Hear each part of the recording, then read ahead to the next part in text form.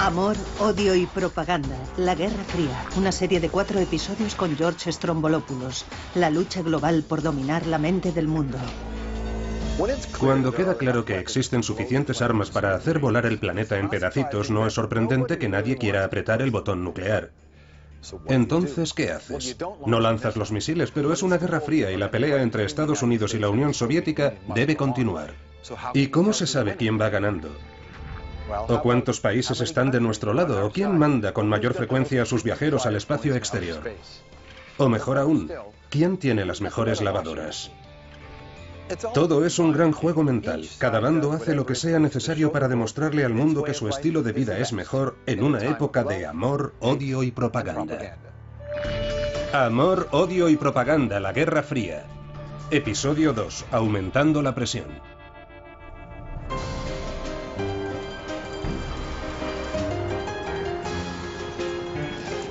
Moscú, a principios de los años 50.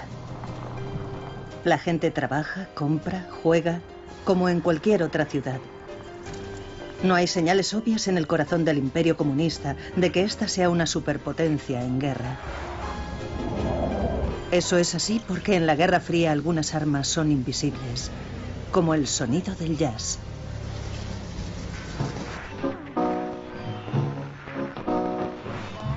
El jazz, igual que el rock y el punk rock, eran antiautoridad, antisistema y además eran muy sexys.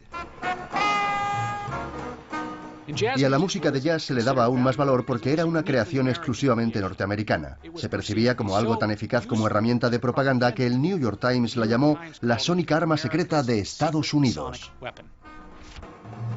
Alexei Kozlov tiene 18 años, es un fanático del jazz y eso es peligroso. En la Unión Soviética está prohibido. ¿Por qué? Pues porque es un símbolo del enemigo, Estados Unidos. Estoy obsesionado con Norteamérica. Norteamérica es el paraíso para mí.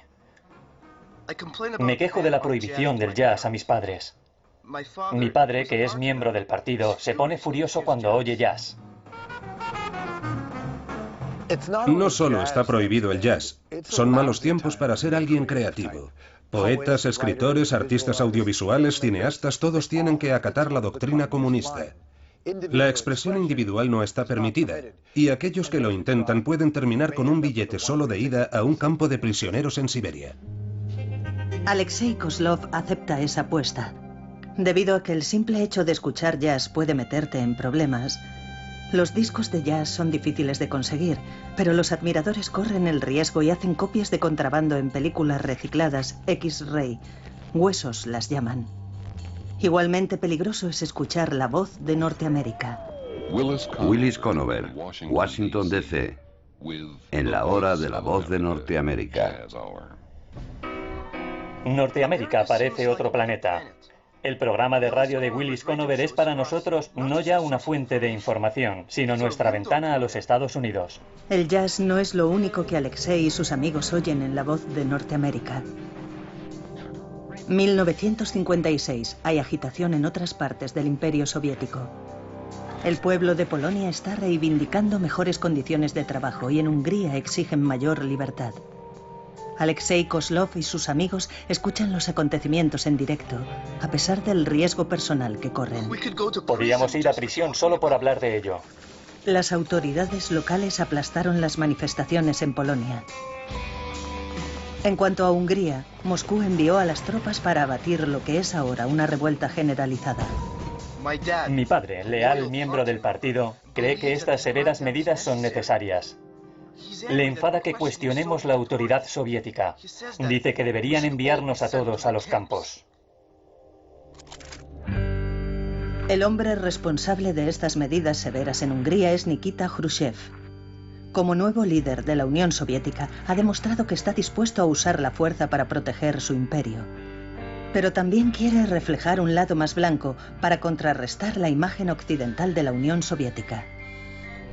La imagen de Khrushchev en el mundo exterior es muy contradictoria. Por un lado, promete coexistencia pacífica. Por el otro, es un participante hecho y derecho en la competición con Occidente. Y tiene confianza en la victoria soviética a largo plazo. Khrushchev también ve la necesidad de liberar la tensión dentro de su propio país tras los largos años de terror. En parte, la nueva propaganda de Khrushchev se basa en un cambio de imagen de la Unión Soviética. Quiere mostrar al mundo exterior que el país ha cambiado, que no es un régimen represivo, que es una sociedad abierta, con futuro. ¿Cómo puede proyectar esto? Organiza una fiesta e invita incluso a algunos capitalistas. El Festival Mundial de la Juventud de 1957 fue como una especie de fiesta de salida al exterior para la Unión Soviética. Estaba saliendo por detrás del telón de acero y diciendo: somos una parte del mundo tanto como todos vosotros, y no os creáis toda esa propaganda occidental que dice que tenemos miedo y que no permitimos que nuestros ciudadanos se relacionen con otros pueblos. Al Festival de la Juventud acudieron más de 30.000 jóvenes de todo el mundo. Por primera vez, los jóvenes soviéticos estuvieron cara a cara con el supuesto enemigo. La prohibición de la música occidental se levanta durante todo el festival y Alexei Kozlov está siempre metido en medio de todo. Se ha convertido en un beatnik soviético y ahora puede codearse con exóticos músicos de jazz norteamericanos. Pasé todo ese tiempo con un quinteto norteamericano y británico. Nada más importaba. Hemos podido conocer a verdaderos estadounidenses.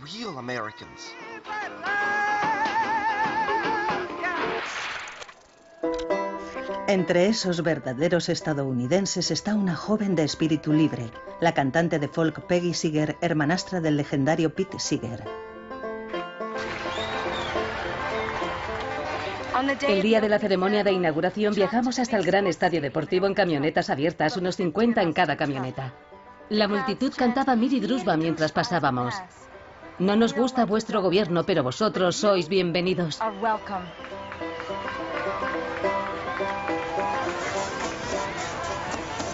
Es un verano cálido. Los jóvenes se han apoderado de la ciudad. La excitación flota en el aire, tanto como el amor.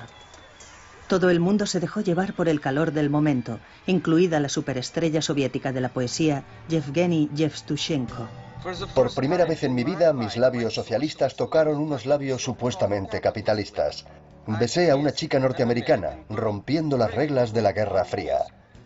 No fui el único. Muchos de mis amigos hicieron lo mismo en las calles, en los parques. Había una gran inquietud entre los líderes del partido de que las jóvenes rusas fueran incapaces de resistirse a los encantos de los hombres occidentales que participaban en el Festival de la Juventud, por lo que alentaron a las jóvenes soviéticas a preservar su castidad al menos durante la duración del festival. Y sabemos que eso no ocurrió. Hay una generación entera de niños de 1957, niños nacidos como resultado del festival. Cuando acabó la fiesta, Khrushchev quiere que la vida vuelva a ser como antes, pero algunas cosas han cambiado para siempre. La fiesta de Khrushchev fue un éxito. Bueno, en un sentido positivo muestra a la Unión Soviética como una sociedad abierta y amistosa. Esa es buena propaganda. Pero en el negativo les mostró a los soviéticos que los occidentales no eran tan malos en realidad como les habían hecho creer. Además tenían cosas bonitas que ellos no tenían, y eso es mala propaganda. Pero Khrushchev no estaba excesivamente preocupado. Estaba a punto de endurecer la rivalidad, esta vez con el dominio soviético del espacio exterior. El 4 de octubre de 1957, los soviéticos lanzaron el primer satélite artificial al espacio.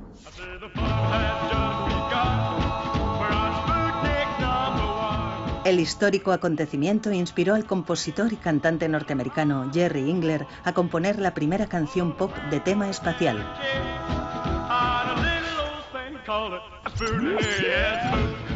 De nombre Sputnik, el satélite es aproximadamente del tamaño de una pelota de playa. Su lanzamiento y órbita alrededor de la Tierra es un éxito completo. Este día marca el comienzo de la era espacial.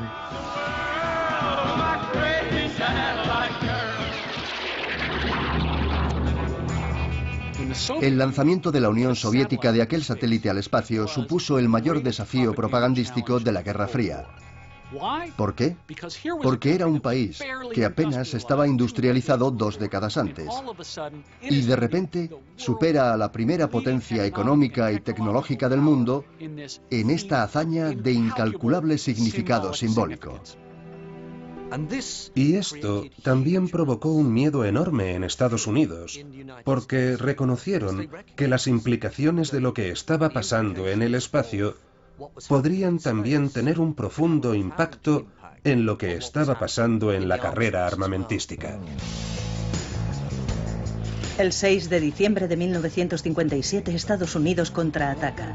Tienen tanta confianza al lanzar el primer satélite norteamericano que lo retransmiten en directo por televisión.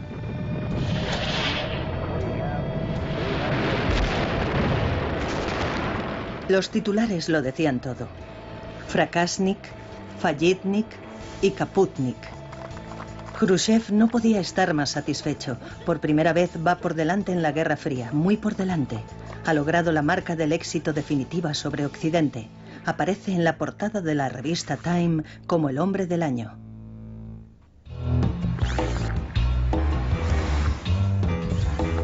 El norteamericano Bernard Bernays es un maestro de la manipulación. Fue el inventor de las relaciones públicas y escribió un libro sobre la propaganda. Bernays cree que la opinión pública puede ser formada y moldeada.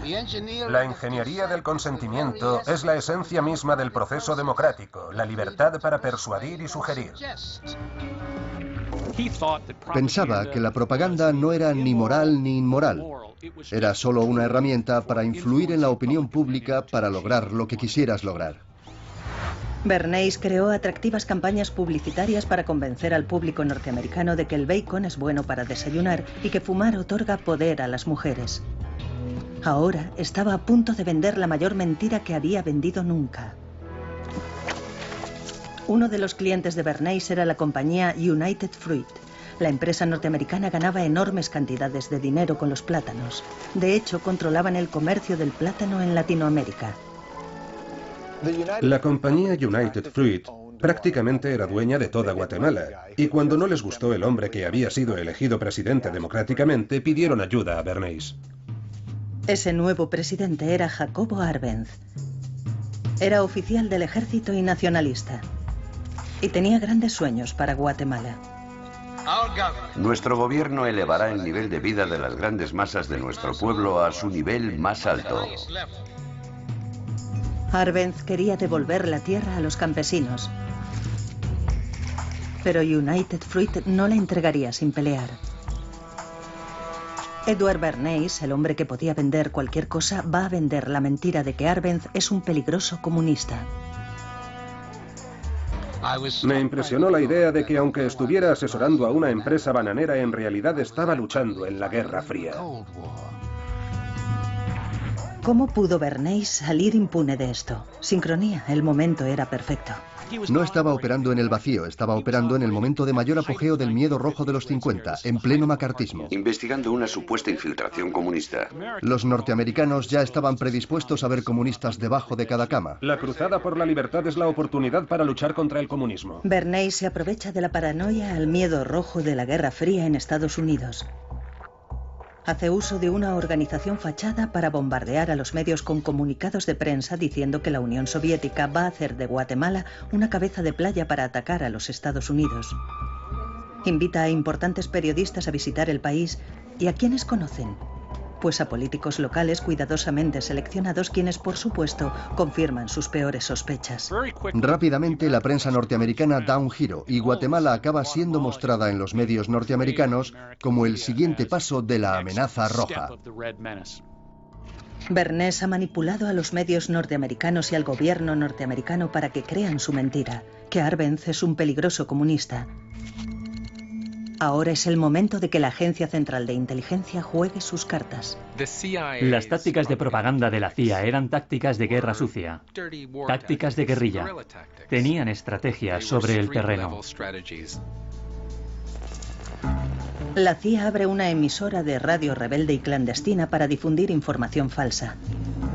Los agentes reclutan estudiantes para distribuir miles de carteles. También proporcionan armas y dinero a los campesinos para que representen el papel de ejército revolucionario. acosan al ejército de Arbenz con panfletos amenazadores. Y para estar completamente seguros, esparcen rumores, intimidan y ofrecen sobornos a algunos de los oficiales. El principal propósito de la campaña de propaganda contra el régimen de Arbenz era crear un sentimiento de miedo y confusión entre la población general. En la comunidad, desestabilizar al gobierno y, en definitiva, forzar la dimisión de Arbenz. La campaña de propaganda de Edward Bernays contra Arbenz fue el primer paso. La campaña de propaganda de la CIA acabó el trabajo. Arbenz perdió el control de su imagen ante el mundo. No importaba si las historias eran ciertas o falsas, la imagen lo es todo. Para el presidente Arbenz, se acabó el juego. Un humillado Arbenz dimite. No son los revolucionarios armados quienes le han derrotado, ha sido la propaganda. Hay un joven médico llamado Ernesto Guevara, más tarde conocido como el Che, que observa todo lo que ocurre. El apoyo de la CIA al derrocamiento de Arbenz le radicaliza. El Che Guevara vio en persona el modo en que el régimen de Arbenz cayó bajo la presión de la propaganda.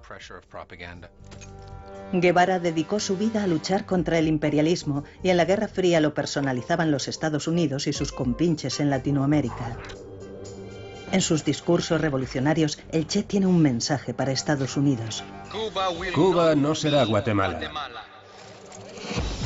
El Che lucha poniendo en práctica las lecciones de propaganda aprendidas en Guatemala. Controla siempre tu imagen y trabájate a la prensa. Cada acto del ejército de guerrillas debe siempre ir acompañado de la necesaria propaganda para explicar las razones que les han conducido a ello. Tras huir de Guatemala, Guevara se unió a un revolucionario llamado Fidel Castro. Pusieron en práctica en Cuba todo lo que habían aprendido sobre la propaganda. Castro y Guevara invitaron a la prensa mundial, incluida la CBC, a que cubriera el progreso diario de su revolución. ¿No te gusta? Fidel Castro y el Che Guevara eran muy conscientes de su imagen desde el principio. El día de Año Nuevo de 1959. Tras varios años de guerra de guerrillas, el Che y Fidel derrocaron al gobierno e hicieron una entrada triunfante en La Habana. Cuando salieron de la jungla, tenían el cabello largo, barbas, grandes puros y sus trajes de faena. Se mostraron a sí mismos como románticos héroes conquistadores. Poco después, Fidel Castro fue a Estados Unidos y proclamó: "No somos comunistas". Sin embargo, en su país, su política económica refleja algo diferente. Cuando Castro subió al poder, implementó un sistema de nacionalización, y la nacionalización en la terminología norteamericana era equivalente al comunismo y al socialismo, y por lo tanto sencillamente inaceptable. Las relaciones con Estados Unidos se deterioraron hasta el punto de que Castro se vuelve a los soviéticos para pedir ayuda. Cuba ahora es comunista. Hay un nuevo frente en la Guerra Fría, un país comunista a solo 140 kilómetros de las costas de Estados Unidos, y se sabe que eso significa problemas. 18 meses más tarde, Cuba quedará atrapada entre las superpotencias en un juego mortal de a ver quién se rinde primero, mientras el mundo avanza hacia el borde de la aniquilación nuclear. Nueva York, verano del 59. Vienen los rusos. Y están haciendo un espectáculo de propaganda en el centro de Norteamérica. Todo forma parte de un programa de intercambio cultural con los estadounidenses, una especie de acercamiento en las relaciones. Pero no se equivoquen, Norteamérica y la Unión Soviética siguen siendo enemigos, y esto es la guerra, una guerra por medio de una feria comercial. No es sorprendente que la estrella del espectáculo soviético sea el Sputnik, otra oportunidad de restregárselo, de recordarles que llegaron los primeros al espacio. Pocas semanas después les toca a los norteamericanos. Van a Moscú a hacer lo que mejor saben hacer. Dar un espectáculo, una grande y ostentosa exposición para vender el sueño americano. Nikita Khrushchev no tenía ni idea de lo que le aguardaba. Estas exhibiciones eran muy populares durante los años 50, un día de excursión en familia para ver de cerca el último grito en todo. Pero esto es desmesurado. Por primera vez Norteamérica puede presumir de los beneficios del capitalismo precisamente en la comunista Moscú. Aparentemente, las intenciones de la exposición estaban muy claras. Queremos que Estados Unidos parezca un país acomodado. Queremos que parezca diverso culturalmente. Queremos contraatacar la ficción comunista. Se trataba de mostrar al pueblo ruso que lo que tenían, el crecimiento que creían estar experimentando, era solo una gota en el océano comparado con lo que podrían y deberían tener, y por supuesto, con lo que los norteamericanos disfrutaban ya. Tatiana Stepanova es una entre millones de soviéticos que han oído hablar de la exposición. Es una colegiala típicamente soviética y está impaciente por acudir. Todo el mundo quería ver la exposición. Era sensacional. Era indispensable. No sabíamos qué esperar. Solo queríamos ir. Yo quería ver la moda norteamericana. La ropa estilosa no existía en la Unión Soviética y estábamos desesperadas por tener un bonito par de zapatos, un vestido o un abrigo bonito. Pensaba que nadie me miraría ni se enamoraría de mí si no tenía la ropa adecuada. Cada día, miles de soviéticos hacían cola para visitar la exposición norteamericana. Robaron todos los catálogos de Sears and Roebuck. Estaban de pie en la cola durante horas solo para probar una muestra de Pepsi Cola que daban en una copa conmemorativa que podían llevarse a casa y poner en su cómoda. Esta exposición abrió las puertas para la infiltración cultural estadounidense en la Unión Soviética de un modo como ningún otro programa había conseguido antes. El vicepresidente Nixon escolta al primer ministro soviético Khrushchev en una vista preliminar de la Feria de Estados Unidos en el Parque Sokolniki. El gran artículo de propaganda de la exposición son Khrushchev y Nixon. Una aglomeración masiva de los medios los seguía a todas partes. Cuando pasearon hasta una exposición de la RCA que mostraba lo último en tecnología televisiva, se enzarzaron en un espontáneo debate que tocaba todos los grandes temas de la Guerra Fría. Cada palabra improvisada fue captada por las cámaras de televisión. Dentro de otros 7 años estaremos al nivel de Norteamérica. Y en cuanto les hayamos sobrepasado, les diremos adiós. Este es un revés propagandístico para Nixon. Parece que Khrushchev está dirigiendo el espectáculo. Un joven publicista rápido de reflejos llamado William Safir salió al rescate. Guió a los dos líderes a la exposición de una cocina. Los medios les siguieron. La Guerra Fría queda reducida a una discusión sobre lavadoras. Por una parte está Nixon diciendo que todo el mundo en Estados Unidos puede permitírselas. Por otro lado, Khrushchev decía que lo mismo ocurría en la Unión Soviética. Esto evidentemente no era verdad. La gente podía adivinarlo. Era una gran mentira. Al día siguiente, estas fotos mostrando a Nixon dominando la situación fueron publicadas en todos los periódicos norteamericanos e internacionales. La victoria de la propaganda había sido para Nixon. La discusión espontánea entre los dos hombres se conoció con el nombre de El debate de la cocina y fue un momento determinante en la propaganda de la Guerra Fría. Creo que podría decirse que en potencia, la exposición en Moscú fue uno de los mayores éxitos de propaganda de toda la era de la Guerra Fría, si no de todo el siglo XX. En cuanto a la joven colegiala que pensaba que nadie se enamoraría de ella, bueno, Tatiana Stepanova se enamoró de un guía norteamericano.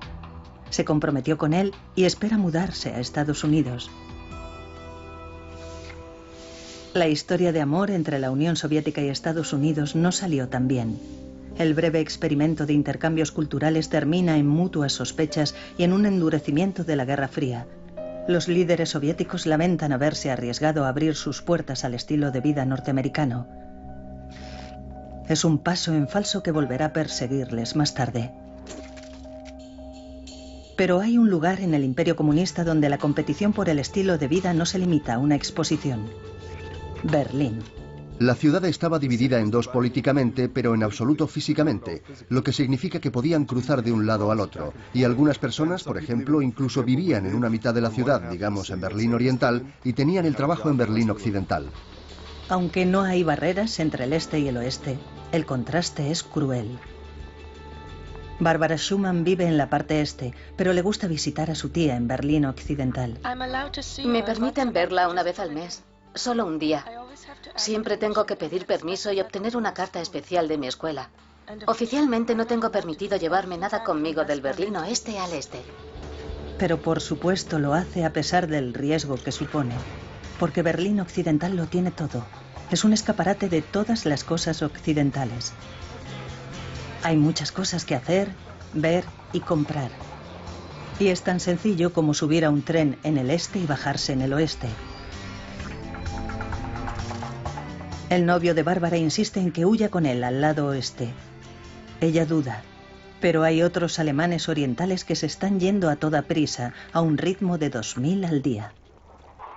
El éxodo es un doble golpe para el gobierno de Alemania Oriental. En primer lugar, drena la ya debilitada economía, y en segundo, queda muy mal, y eso es mala propaganda. La solución de Alemania Oriental es atrevida y escandalosa. Una enorme barrera impedirá que la gente se vaya. El 13 de agosto de 1961 se cierran las fronteras, se instalan alambres de espino y comienza la construcción del muro de Berlín. Cuando cerraron la frontera, estalló el caos. La gente no podía ir a trabajar al otro lado. Algunos que se habían quedado a pasar la noche no pudieron volver con sus familias en el este. Sentíamos ansiedad y pánico respecto a lo que nos esperaba. Para hacernos una idea del impacto de aquel día, hay que imaginarse una fila de casas donde la gente saltaba por la ventana desde el 5º piso. Saltaban del Berlín Oriental al Occidental. Los líderes de Alemania Oriental afirmaron que el muro era para que no entraran imperialistas, espías y fascistas. Bárbara Schumann y su novio permanecieron en el lado oriental. El muro la escandalizó, pero ahora tenía que callarse y fingir que estaba de acuerdo. Tenemos que ir a mítines políticos y alabar la jugada del gobierno de Alemania Oriental.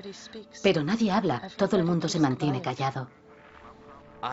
Creo que la construcción del muro de Berlín fue un punto de inflexión importante. En términos de propaganda, no fue solo algo horrendo. También dejaba claro que las autoridades soviéticas tomarían cualquier medida para conservar su propio imperio. 1957. Ghana está de celebración. Es la primera colonia del África subsahariana que consigue la independencia. A finales de los años 60, 33 países más se unirán a Ghana.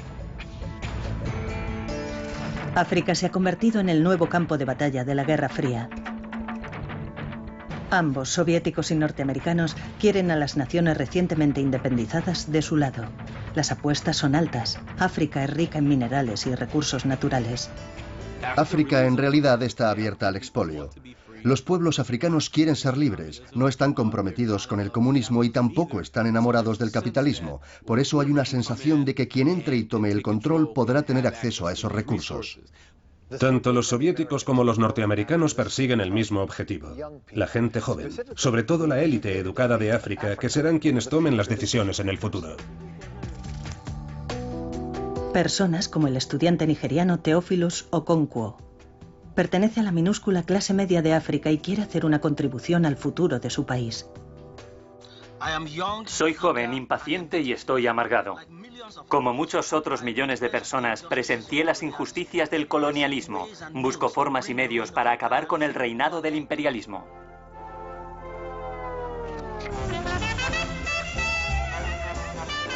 La campaña de propaganda norteamericana fue muy por delante de la soviética. Tenían un arma secreta.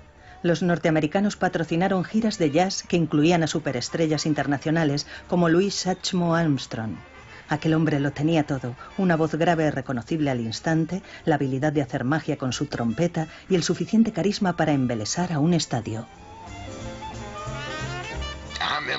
Nunca intenté demostrar nada, solo quería dar un buen espectáculo. Pero la música no vale nada si no puedes hacerla llegar al público.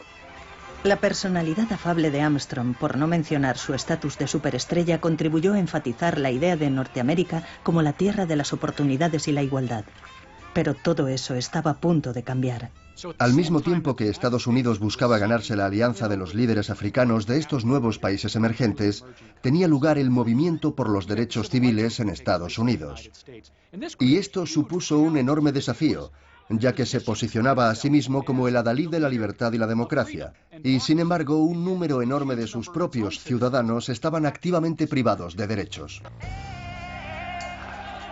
Little Rock, Arkansas. Las escuelas segregadas se prohíben en Estados Unidos, pero en el sur hay resistencia a esta mezcla de razas. A una estudiante se le prohíbe la entrada en el Instituto Central de Little Rock. Las fotos provocaron una condena global. Las embajadas norteamericanas de todo el mundo informaron del impacto. Muchas personas de todo el mundo dijeron que sencillamente no creían lo que las autoridades decían porque habían visto las imágenes del que no era un país libre. No se cree en la democracia si esto les está ocurriendo a los escolares. Louis Armstrong está tan escandalizado que cancela una gira a la Unión Soviética y denuncia al gobierno norteamericano. Si esta es la forma en que tratan a mi gente en el sur, el gobierno puede irse al infierno. La gente en la Unión Soviética me pregunta qué le pasa a mi país. ¿Qué quieren que les diga? El presidente de Estados Unidos, Dwight Eisenhower, se siente urgido a tomar medidas. En un momento en el que nos enfrentamos a graves situaciones en el extranjero, los estudiantes son escoltados hasta el instituto. Louis Armstrong accede a continuar con la gira de jazz.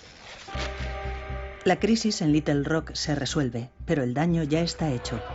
Los soviéticos aprovechan al máximo el escándalo de la injusticia racial en Estados Unidos.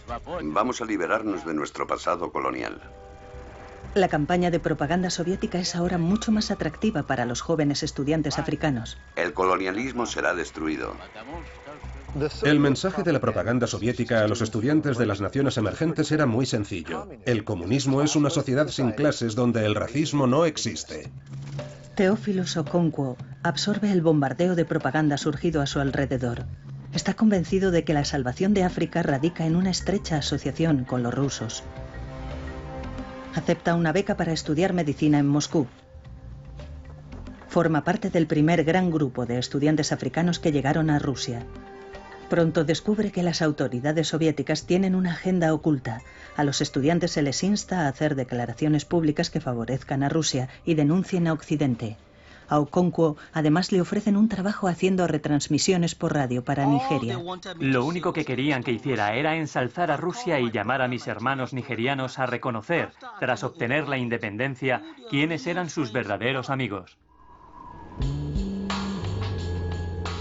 Como todos los jóvenes, los estudiantes africanos que vinieron a la Unión Soviética esperaban vivir una aventura. Sin embargo, encontraron sus movimientos restringidos, no podían organizar fiestas del modo que querían, no podían poner discos de jazz y había restricciones para salir con chicas. La visión utópica de Okonkwo de la Unión Soviética está desapareciendo rápidamente. Lo que ocurrió a continuación fue la gota que colmó el vaso. Todo empezó cuando alguien sacó una foto de Okonkwo y la utilizó como una pieza de propaganda verdaderamente estrafalaria. Recuerden que esto era mucho antes del Photoshop, pero los soviéticos hicieron un cortar y pegar. Convirtieron a Okonkwo en su chico de portada, literalmente. Era yo en la portada de una revista soviética. Un fotógrafo me pidió que posara como si boxeara. Y me sacaron con cadenas en las muñecas y un imperialista dándome latigazos. Cuando vi la revista, me quedé impactado. Distribuyeron la revista a los países recién independizados, como recordatorio de su pasado como colonia occidental. 2 años más tarde, Okonkwo sintió que ya había visto suficiente. Él y otros 2 estudiantes africanos huyeron de Moscú y emitieron una advertencia a los líderes de África. Consideramos nuestro deber advertir a los líderes de África contra el comunismo y sus peligros. Las consignas de libertad para África son pura propaganda sin sinceridad. La prensa occidental aprovecha la oportunidad para usar a Okonkwo y a sus compañeros estudiantes para evidenciar la hipocresía de la propaganda rusa. Al final, Okonkwo regresó a Nigeria desilusionado de ambas partes en el tira y afloja de la guerra de propaganda.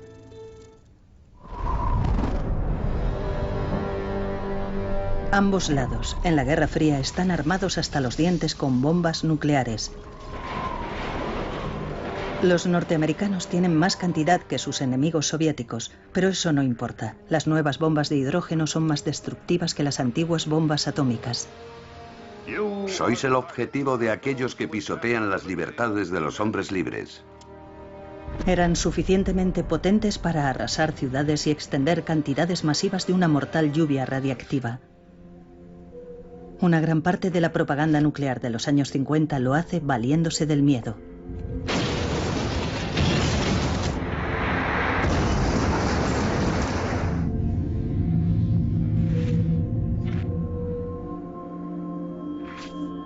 Pero ese no es el mensaje que una empresa llamada Bomb Shelters Inc. está difundiendo por Norteamérica. De hecho, dice que puedes estar cómodo y seguro en tu propio refugio nuclear.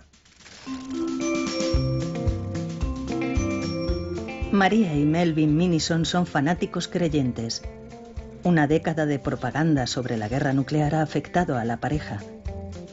Y en esos aterradores tiempos de la Guerra Fría, los Minison están encantados con la oportunidad de pasar su luna de miel en el refugio último modelo de la Bomb Shelters Inc. No está mal, hace un poco de calor, pero la compañía es maravillosa. Mi mujer es un buen soldado.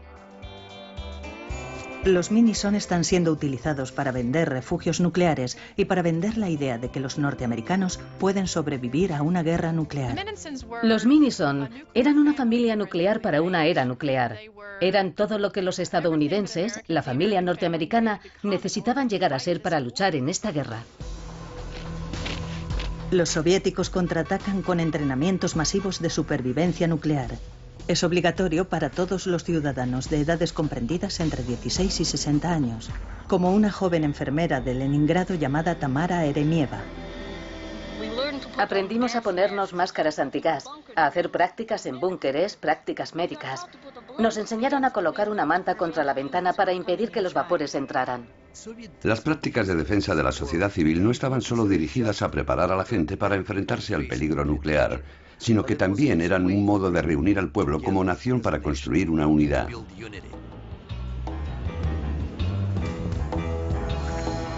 La propaganda en ambos bandos propaga el mito de que una guerra nuclear es segura y puede ganarse. ¿Qué puede hacer si una lluvia radiactiva viene hacia usted? Si le cae algo de polvo, quíteselo rápidamente. Ese polvo puede quemarle la piel. Querían lo que yo llamo el efecto ricitos de oro. Por una parte, querían que cundiera el miedo, porque el miedo es necesario para movilizar a la gente y que entre en acción, pero no querían que ese miedo fuese excesivo, porque eso llevaría al pánico o a la apatía. El mensaje era, la bomba puede caer en cualquier momento, pero ustedes pueden protegerse personalmente. La mejor protección de todas es el refugio especial, y tiene al menos 1 metro de tierra por encima. Y esa propaganda funciona para los Minison en su luna de miel, quienes están saliendo de su refugio antiatómico tras 2 largas semanas. Dios no permita que volvamos a estar en uno otra vez, a no ser que tengamos que resistir un ataque con una bomba atómica.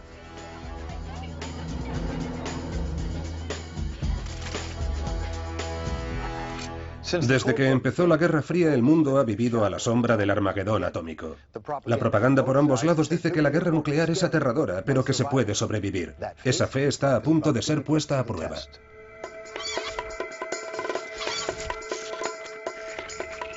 Aviones espía norteamericanos descubren que los soviéticos han metido a escondidas misiles en Cuba.